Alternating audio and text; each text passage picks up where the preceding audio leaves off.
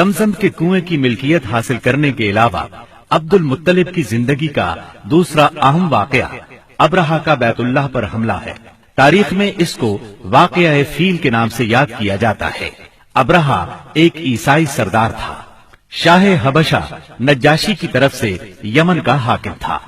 اس نے دیکھا کہ اہل عرب حج کے لیے مکہ مکرمہ جاتے ہیں اور خانہ کعبہ کا طواف کرتے ہیں، تو اس نے عیسائی مذہب کے نام پر یمن کے شہر صنعاء میں ایک عالیشان گرجا بنوایا۔ عرب میں اس گرجا کی خبر مشہور ہو گئی۔ قبیلہ کنانہ کا ایک آدمی وہاں گیا اور گرجا میں گندگی پھیلا کر بھاگ آیا۔ ابرہہ نے غصے میں آ کر قسم کھائی کہ کعبے کو ڈھا کر دم لے گا۔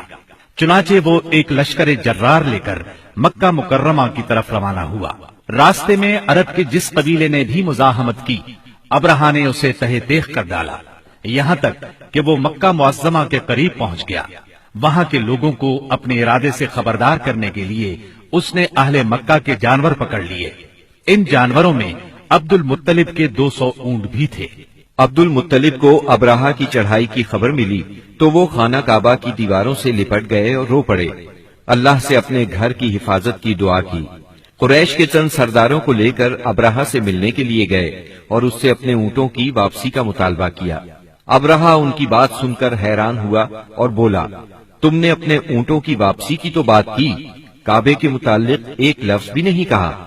میں تو یہاں کعبے کو ڈھانے کے لیے آیا ہوں۔ عبد المطلب نے جواب دیا، اونٹ میری ملکیت ہیں، اس لیے ان کی رہائی کے لیے چلا آیا۔ کعبے کا مالک اللہ ہے جو اپنے گھر کو بچانے کی پوری طاقت رکھتا ہے۔ ابرہہ نے ان اونٹوں کی واپسی کا حکم دے دیا۔ یہ اپنے اونٹ لے کر مکہ معظمہ واپس آ گئے۔ 60-70 ہزار کا لشکر تھا اور اس میں 9 یا 13 ہاتھی تھے۔ اس لشکر نے آخر مکے پر چڑھائی کی۔ لشکر مکے کے نزدیک پہنچا تو محمود نامی ہاتھی نے مکے میں داخل ہونے سے انکار کر دیا اور وہیں بیٹھ گیا۔ ایسے میں اچانک باہر کلزم کی طرف سے پرندوں کا ٹڈی دل نظر آیا۔ ان کے پنجوں اور چونچوں میں کنکریاں تھیں۔ جن سپاہیوں پر وہ کنکریاں پڑتی ان کے اعضاء کٹنا شروع ہو جاتے۔ ان کنکریوں کے گرنے سے ابرہہ کی فوج اور ہاتھیوں کا جو حشر ہوا وہ بلا شبہ تاریخ عالم کا ایک نہایت حیرت ناک باب ہے۔ خود ابرہہ مشکل سے گرتا پڑتا صنعاء تک پہنچا اور نہایت دردناک عذاب میں گرفتار ہو کر یمن میں مرا۔ عربوں کے ہاں اس سال کو عام الفیل کہتے ہیں۔ ایک مدت تک یہی تقویمی سال شمار ہوتا رہا۔ قرآن کریم میں یہ واقعہ سورہ فیل میں بیان ہوا۔